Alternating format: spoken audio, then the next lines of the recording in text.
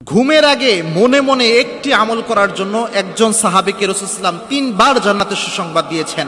একজন সাহাবী যিনি মনে মনে একটি আমল করতেন ঘুমের আগে, যার কারণে আল্লাহর হাবিব সাল্লাল্লাহু আলাইহি ওয়াসাল্লাম তিন বার জান্নাতের সুসংবাদ তাকে দিয়েছেন। দেখেন, আমরা যারা আছি এখানে, we want to go to paradise, আমরা সবাই জান্নাতি হতে চাই, জান্নাতে যেতে চাই না এমন কোনো মানুষ নাই।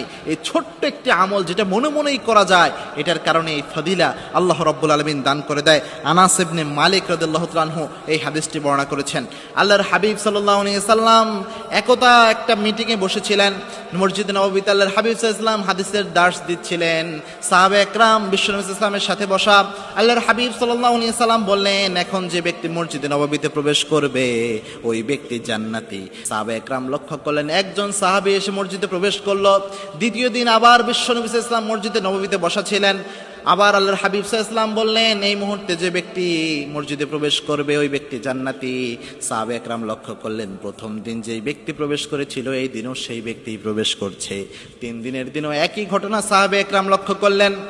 আল্লাহর হাবিব সাল্লাল্লাহু আলাইহি ওয়াসাল্লাম যখন এই ঘটনার কথা বললেন, আব্দুল্লাহ ইবনে ওমর রাদিয়াল্লাহু তাআলা আনহু, আব্দুল্লাহ ইবনে আমর ইবনে আস, তিনি বললেন, আমি চিন্তা করলাম কোন এমন আমল এই সাহাবী করে যার কারণে আল্লাহ রাব্বুল আলামিন তাকে এই ফাদিলা দিয়েছেন, এটা আমার জানতে হবে। তিনি আল্লাহর হাবিব সাল্লাল্লাহু আলাইহি ওয়াসাল্লাম যখন বৈঠক শেষে উঠে গেলেন, ওই সাহাবীও উঠে চলে যাচ্ছেন। আব্দুল্লাহ ইবনে আমর ইবনে আস তিনি তার কাছে গেলেন, গিয়ে বললেন, ভাই, আমার বাবার সাথে আমার একটু ঝামেলা হয়েছে, আমাকে ঘর থেকে বের করে দিয়েছে।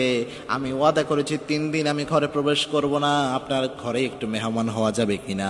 ওই সাহাবীকে বললেন, আপনার ঘরে একটু মেহমান হওয়া যাবে কিনা? ওই সাহাবী বললেন, হ্যাঁ, আহলান ওয়া সাহলান, অবশ্যই আপনি মেহমান হতে পারেন, চলেন আমার ঘরে। ওই সাহাবী এই আব্দুল্লাহ ইবনে আমর ইবনে আসকে তার ঘরে নিয়ে গেলেন।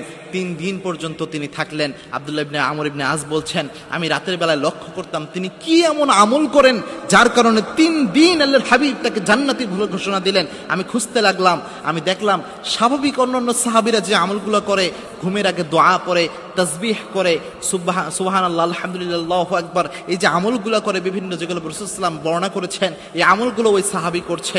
এবং কি ঘুমের মধ্যে যখন ঘুম ভেঙে যায়, অনেক সময় তিনি মাঝখানে উঠে তিনি স্বাভাবিক তাসবিহগুলো করছেন, রাতের বেলায় উঠে তাহাজ্জুদ পড়ছেন। এই আমল তো সব সাহাবীরাই মোটামুটি করে।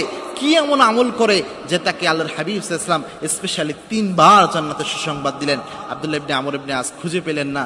তিনি 3 দিন পরে যখন চলে আসবেন, তখন তিনি ওই লোককে বলছেন, ওই সাহাবীকে বলছেন, ভাই, আমি এসেছিলাম আপনার ওই আমলটা দেখার জন্য যেটার মাধ্যমে 3 বার আল্লাহর হাবিব আপনাকে জান্নাতের সুসংবাদ দিয়েছেন। ওই সাহাবী বলছেন, আমার তেমন কোনো আমলের কথা আমার মনে পড়ে না, আমি কোনো আমল করি কিনা আমার খেয়াল পড়ে না। তবে আমি যখন ঘুমাতে যাই কোনো মানুষের ব্যাপারে আমি কোনো হিংসা বিদ্বেষ আমার মনের মধ্যে রাখি না।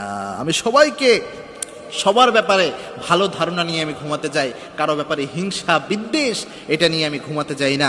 ওই আব্দুল্লাহ ইবনে আমর ইবনে আস বললেন, ভাই, আপনার এই গুণের জন্য আল্লাহ রাব্বুল আলামিন এত বড় ফাদিলাত আল্লাহ রাব্বুল আলামিন আপনাকে দান করেছেন।